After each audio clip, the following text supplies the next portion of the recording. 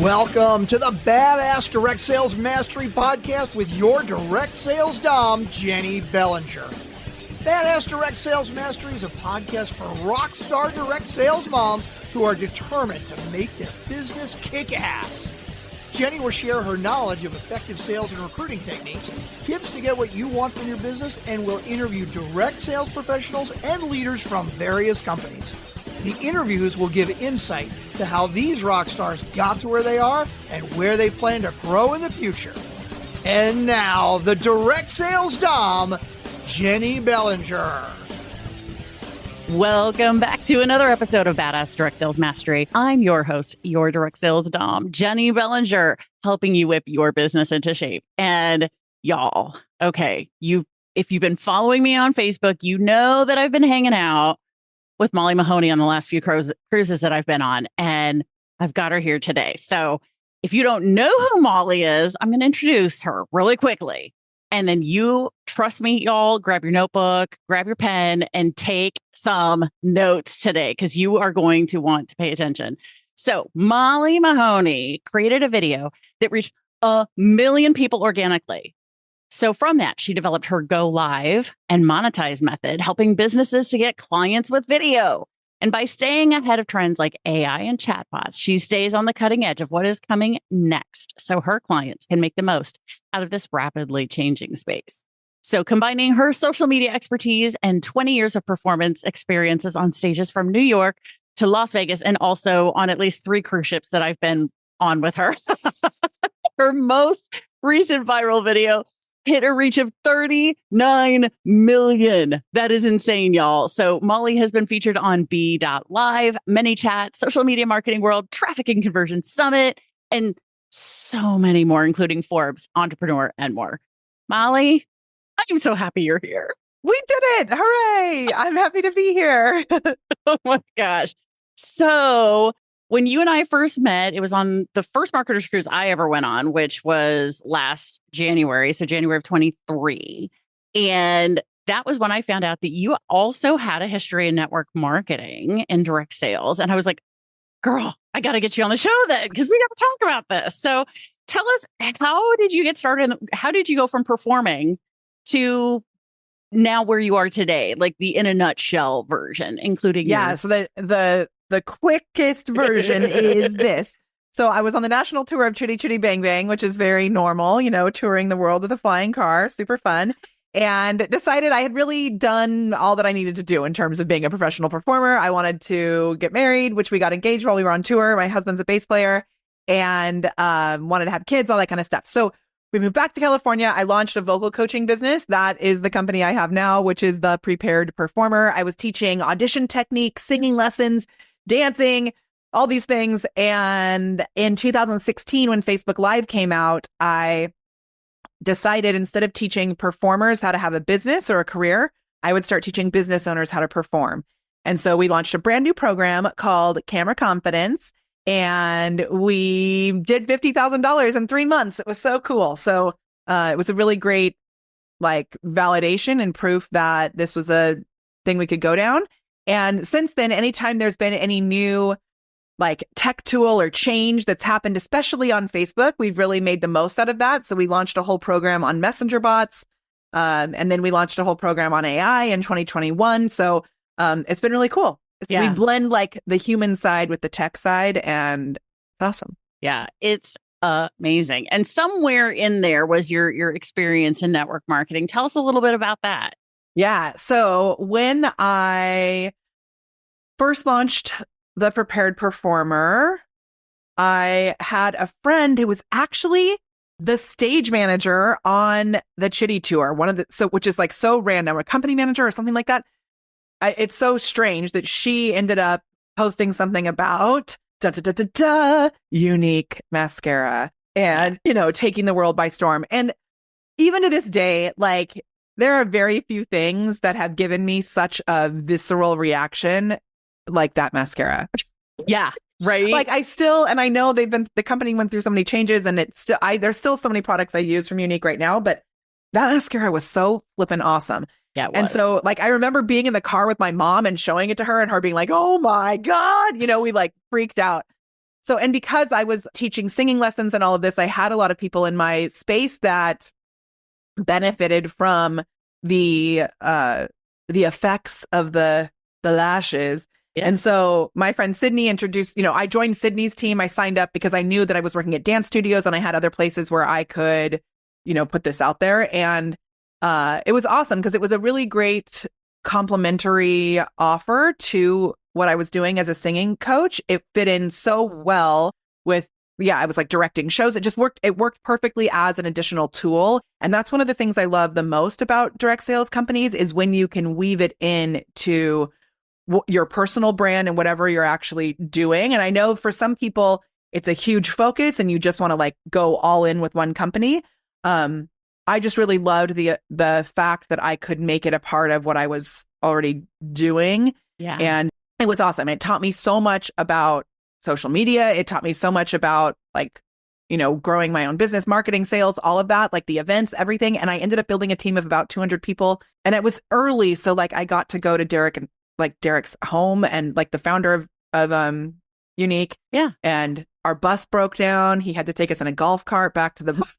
Like there were just so many awesome things that happened because it was really in that period of hyper growth, So yeah, I learned so much and I still have really amazing friends and all of that from that time. So good. Yeah. I mean, and that's you brought up so many things that we talk about very regularly on the show, which is the personal development piece of learning to do a business, the friendships, the camaraderie that come out of it that even years later still stick around and are huge.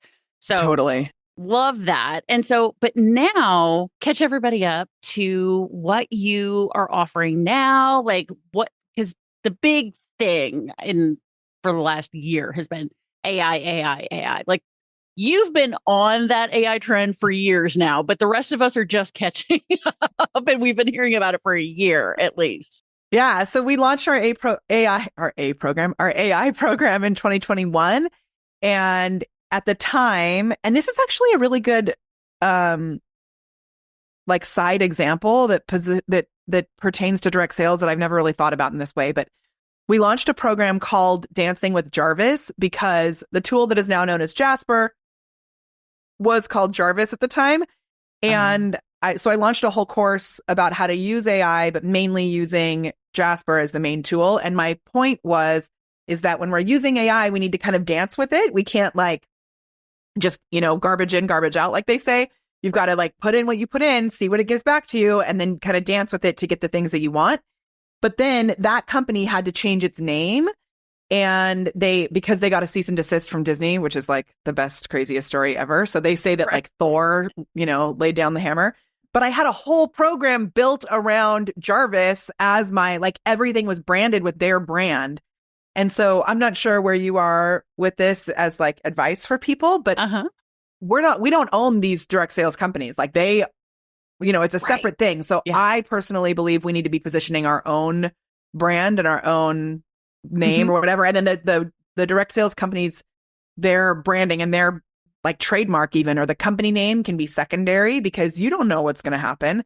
So it's a good lesson for me. But since then, what we've actually done, we went from being mainly a video coach, then focusing a lot on like messaging and messenger bots and automation to focusing a lot on AI. And now really my main point is it's not the video, it's not the messenger bot, it's not, the AI. What you do around that is more important. So our main focus is sales and social selling. And these are all just tools the same way that your direct sales products are like tools that you can use to provide a solution. Yes. Oh my gosh. Absolutely. Now, and I know you said you're not sure where I fit on that. My badass crew, as they call themselves, they know exactly, if they've been listening for any amount of time, that I regularly talk about brand yourself because you never know if the company's going to change the ingredient list. You never know if they're going to get rid of whatever. And especially, and it may not be even like if you look at what happened with Unique, like the whole thing, and we had like, I have so many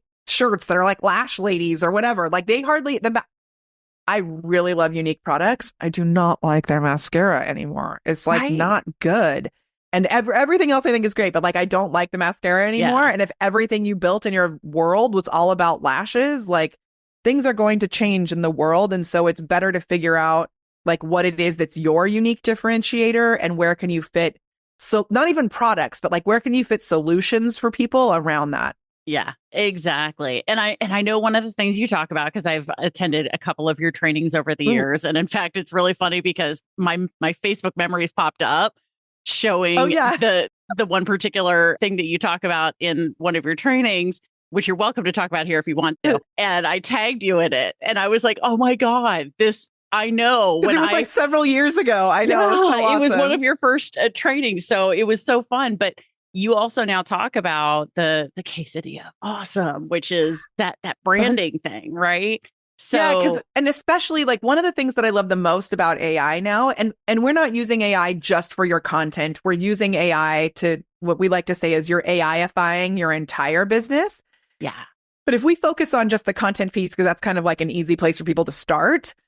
If you don't know who you are as a human being, you're going to create zombie content and everything is going to just go into the void of this like noise. And really, we want to create content that is very specifically polarizing. I mean, you are like the queen of polarization. If we're not, if there's nothing that you do, right? You can quote me on that. Like, so if you're not pushing people away, you're also not attracting people in that magnetism. Like if you look at an actual magnet, one side pushes people away and one side attracts people. So that's what we want to be doing. And what we really are great at helping people to do. And one thing I love about AI is it forces people to have to do that prep work that they often skip, both about who they are as humans and about who they're serving. And so we have a whole system around creating an AI assistant that really speaks in your voice. And 6 months ago, you would have had to pay someone like, people were paying crazy amounts of money. Like I had a friend about last May, she told me she had spent like $25,000 to get someone to write in her voice, like to season this tool. And I was like, what are you doing? But the problem was in the past, these AI tools didn't have the capability to accept enough information.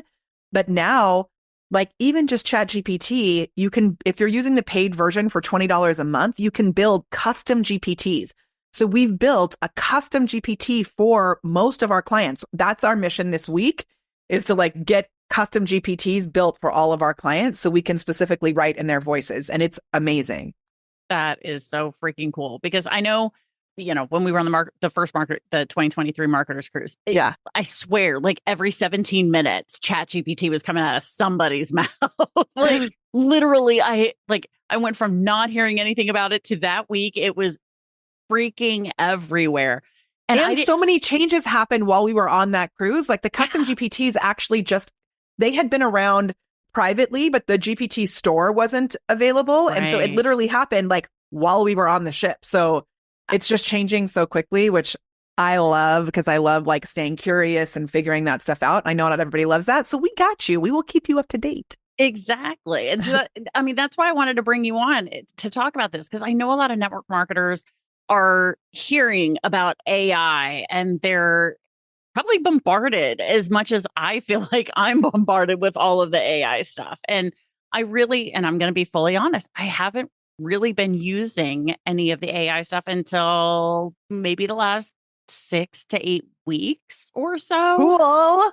So I've been playing with it. So what shifted for you? Like what allowed you to realize like, oh, maybe I should do this? Well, it came down to the story I was telling myself, which is this thing can never write in my voice. Right?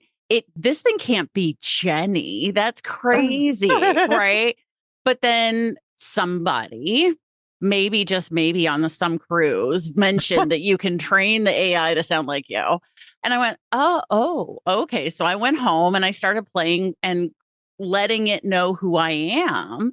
And I found the things that make it sound mostly like me. It's not perfect, which is fine. But you know what? In 35 seconds, it'll create something that used to take me 20, 25, 40 minutes to an hour. And then, so it creates the new skeleton and I'm able to take it, tweak it. And now it does sound like me. Like it's because I'm like, oh yeah, That's the big really... thing that I think a lot of people don't realize. And they spend so much time trying to get the AI to make it perfect, where if they would, and then they're spending more time with AI than they would have if they had just done it themselves. But if they would get to the point where they could recognize that the AI is going to create that skeleton, it's going to create it's going to be good enough. And then we like to say you come in and you zhuzh, right? So it's going to save you so much time. Exactly. And so for me, it was just starting to realize, okay, here are some different ways and places that I can use it.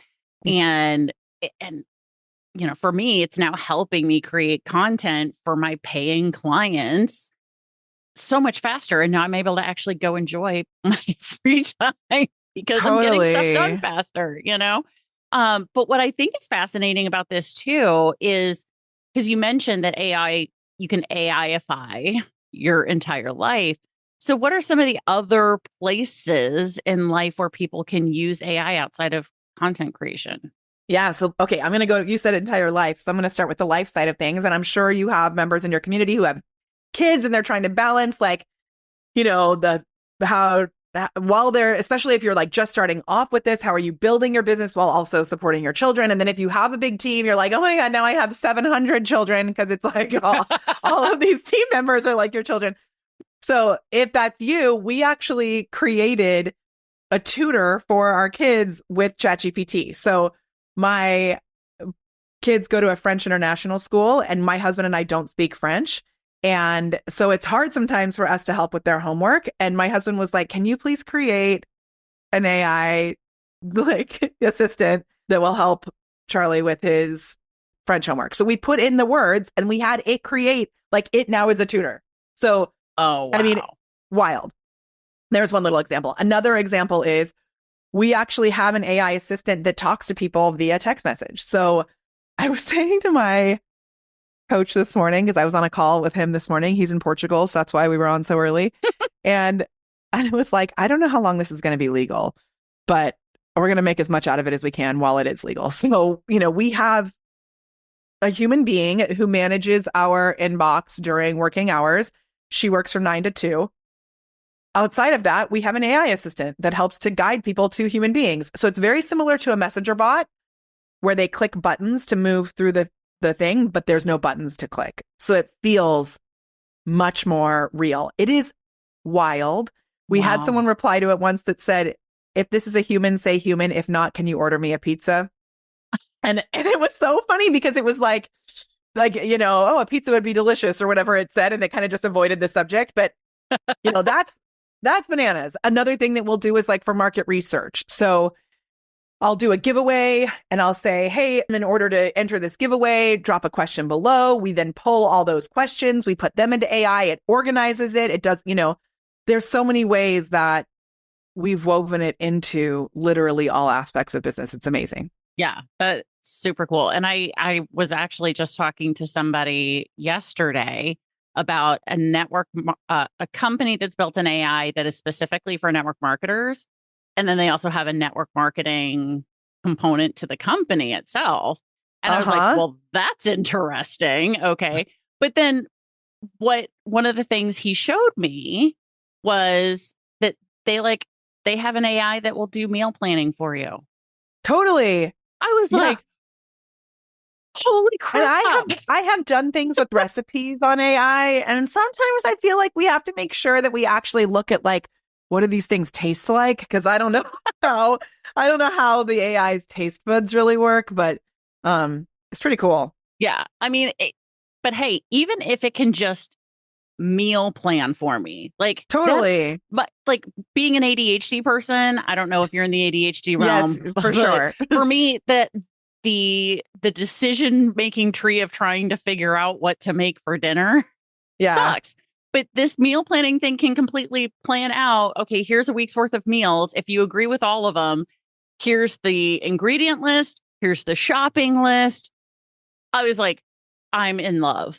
Totally. That right there, worth the price of admission for that particular AI. And really, that's the thing I think that most people don't realize. It's oh, what do I, how do I talk to this? Well, you just imagine you have this executive assistant who can help you with things.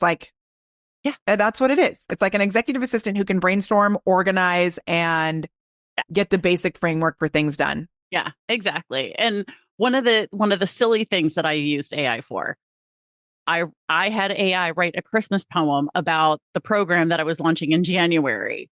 Cute. So I had AI, ChatGPT, wrote the skeleton of it. I zhuzhed it up, as you say, made it sound more like Jenny. But it was so much easier to have that happen, because then now it's a co-authored poem between ChatGPT and Jenny. I was honest about it. And exactly. Then I read it on the podcast. So if any of you missed the Christmas poem, go back and listen, because it was freaking adorable. So cute. And you know, that like reminds me, I didn't even mention the fact that we launched a whole podcast that is all AI. So it's not even my voice. I created a podcast while on a flight to the Podcasters Cruise using a few different tools based on the questions our community had asked. I loaded those questions into ChatGPT. I said, hey, put this in a table, give me answers in my voice. So it started the answers. And then I said, great, now take these answers and write them into a script. It wrote the script. Then I took that script, I zhuzhed it. I put it into a tool called 11 Labs that we use. And then it gave me an AI version of my voice. Now, we have another, this is weird because I just saw this yesterday. There's a Facebook reel I did kind of as a joke with my ASMR voice. Okay. So I have this like on my 11 Labs account, it's called Whisper Molly, but really it is kind of like the NPR voice, and it talks with a lot of vocal fry, and it's very much like this. And so I said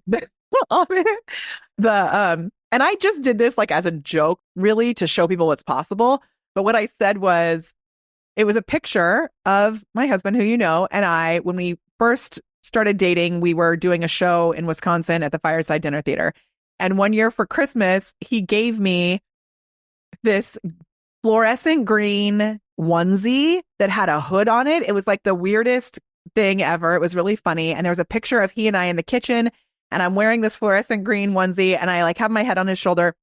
And so I used this old photo of us, and I said, with 11 Labs, it says, John Dominguez is the best husband ever. And that's like the voice that it's using. And then it says, especially, and then there's another photo in the reel that comes up, and it's me now holding a cup of coffee. And it says, when he reheats my coffee. And that's like the end of it. So easy. 2 photos. My team could have put it together with my voice. And I just looked at my Facebook Reels on my business page yesterday because I was trying to figure out this weird question that we get a lot. And my Facebook Reels on my business page, even though we did have one hit a reach of 39 million, which was amazing, currently they're not monetizing the Facebook Reels on business page anymore. So we've kind of stopped focusing there. That one video, though, that hit a reach of 39 million, Facebook paid us $30,000 for, which was the craziest, coolest thing ever. Seriously. Now I make like $30 a month from it. So that ship has sailed. But you take advantage of these things when they're new. Yeah. So on my business page, we don't really, it's not our best traction that we're getting. However, that reel was one of our top reels. Oh, nice. Which is so weird and funny to me that it's like 2 photos and some weird ASMR voice that's AI generated. Yeah.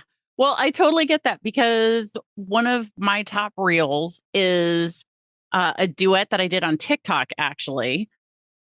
And, you know, but it starts... But the duet or stitches or remixes, whatever you call them, like I was just showing somebody else this yesterday. This is actually a really great, I'm glad you brought that up, because it's a really great, easy way to do reels that get traction, because you are leveraging someone else's celebrity or whatever you would say.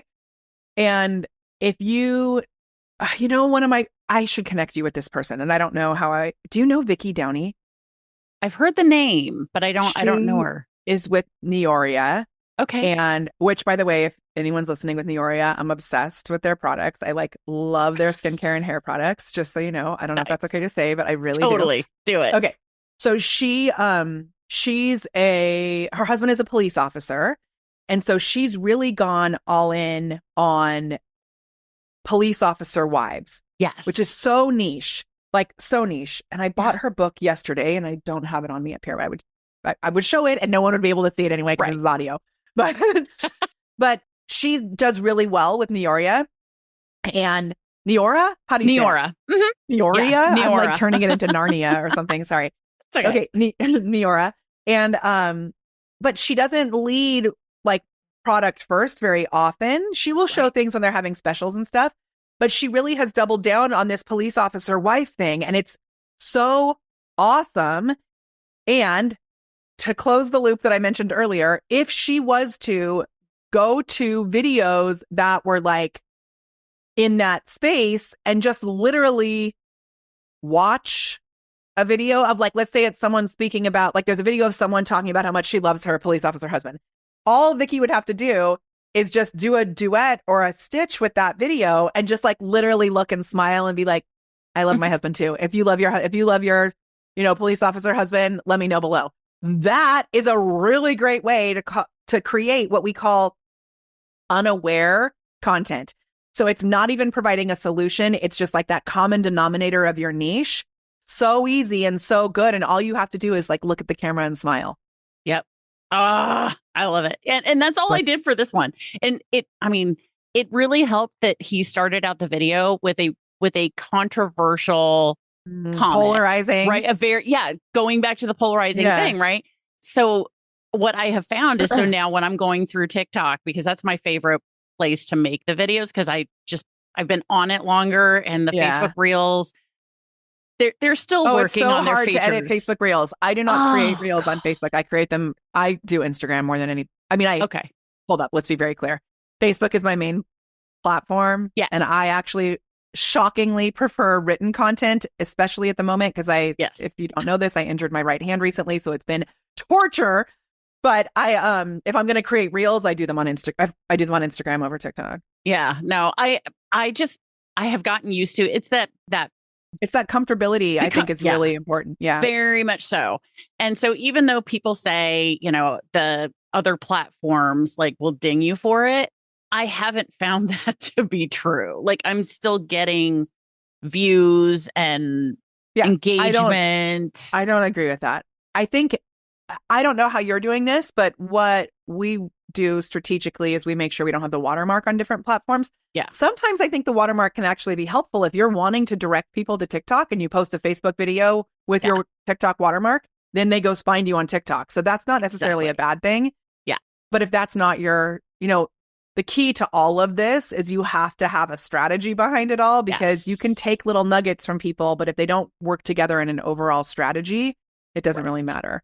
Exactly. So what we do is we use a few different AI tools and scheduling tools to schedule things out. But then also we when things are loaded onto Instagram, for example, they're automatically downloaded. The watermark is stripped, and then they're loaded onto YouTube. Okay. Shorts. So we have like some automations behind the scenes that make that really easy. Gotcha. No, and that makes perfect sense. And for other people, I know that there are apps out there, because on the most recent cruise, somebody was saying, oh, use this app because it actually removes, because there's some back end stuff that TikTok puts on the video when you use TikTok to create. Oh, yeah. It's not just the watermark, but there's other computery, techie. Okay, wait. This is actually really funny. I heard the craziest story about this recently. Oh, yeah? What was it in? I was listening to some book, oversubscribed, maybe? I don't know. Okay. There was some book I was listening to on Audible recently, and they were talking about how it was oversubscribed. That was the book that I was listening to. They were talking about how the iPhone really, like when it came out, obviously, people line up to get the newest version of the iPhone, whatever. And how BlackBerry was in a pickle because they were like, how do we position ourselves? Because BlackBerry was like the smartphone of the time. And then now it's like, it was such an outdated thing. Well, they said that BlackBerry made a huge mistake because they tried to position themselves as like a cool phone, but really they weren't a cool phone. They were like a corporate phone. And the benefit of it was that you were tied into this corporate like web of all your team members, and that your company was going to provide the phone, and that they should have stayed in that niche.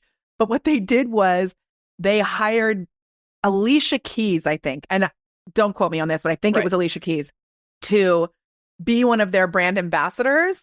This is so good for direct sales also. So she was one of their brand ambassadors. She posted on Twitter saying, I love my BlackBerry because blah, blah, blah, blah, blah, blah, whatever. The problem is everyone on Twitter was like tech savvy And the metadata, which is, I think, probably similar to what you're talking about, which is like the SEO data and like the behind the scenes code when you post something. Mm-hmm. The metadata showed that she posted the post about the BlackBerry from an iPhone. Yeah. And so she got totally called out as like, yeah, I love my BlackBerry. It's so cool. She says from an iPhone. So right. really funny. Yeah. So just, people got to watch out stuff for behind that. the scenes is crazy. Yeah. There's other things that are there, but keeping track of all the tech and the social media and the AIs and all the things. How can people keep track of all of this? How can they stay in touch with you to know what's going on? Because I know you have like a Facebook group. Yeah. That we do. Excuse me. Sure. And our Facebook group is actually such a great place to get updated. I'm so sorry. I have this crazy 100-day cough.